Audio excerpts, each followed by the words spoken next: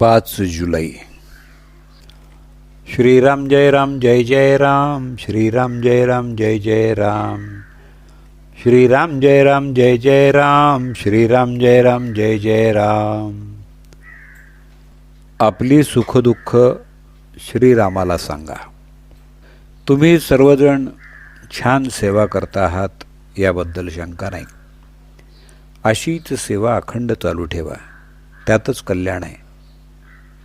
त्यानंच आपण तरुण जाऊ. जरी कोणी काहीही सांगितलं, यात काय आहे त्यात काय आहे यानं काय होणार आहे असं म्हटलं तरी तुम्ही तिकडं लक्ष देऊ नका. परमेश्वराची सेवा वाढवावी तेवढी थोडीच आहे. तो फार मोठा आहे, अमर्याद आहे. त्याला पाहायला तशीच सेवाही फार मोठी करायला पाहिजे. त्याला पाहण्यासाठी तशी मोठी शक्तीही आपल्याला लागेल.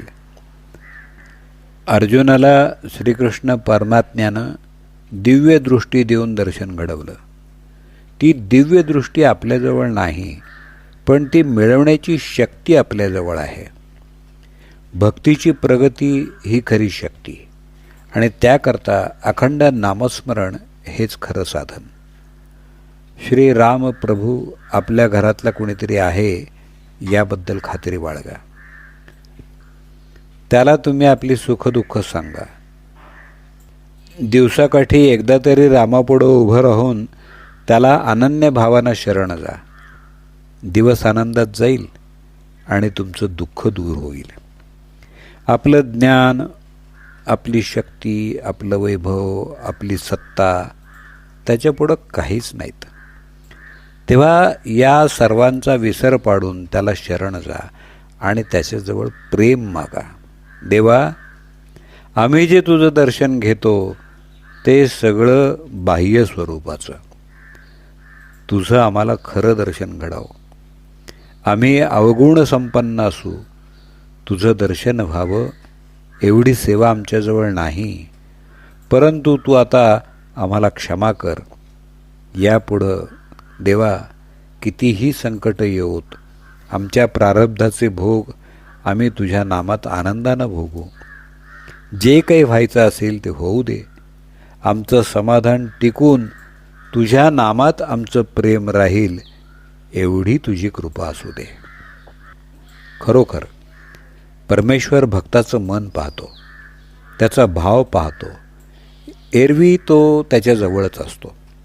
जो श्रद्धेनं परमेश्वराचं चिंतन करतो त्याला परमेश्वर जवळ असून आपल्याला तो मदत करायला सिद्ध आहे याची खात्रीच असते.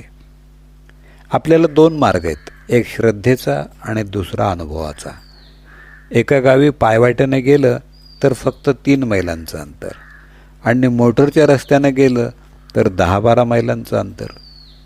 श्रद्धा ही त्या पायवाटेसारखी आहे. तिनं चाललं तर अंतर कमी पडेल. मोटारीचा मार्ग म्हणजे अनुभवाचा मार्ग. मोटार कुठे रस्त्यात बिघडली किंवा वाटेत कुठं अडथळा आला की प्रगती थांबते. त्याप्रमाणे अनुभवात काही चुकलं की प्रगती खुंटते. तेव्हा शक्यतो आपण श्रद्धेचा मार्ग पत्करावा. सद्गुरूच्या शब्दावर विश्वास ठेवून श्रद्धेनं आणि प्रेमानं नाम घ्यावं. भगवंताचं नाम सिद्ध करून देणं हाच संतांचा जगावर सर्वात मोठा उपकार आहे.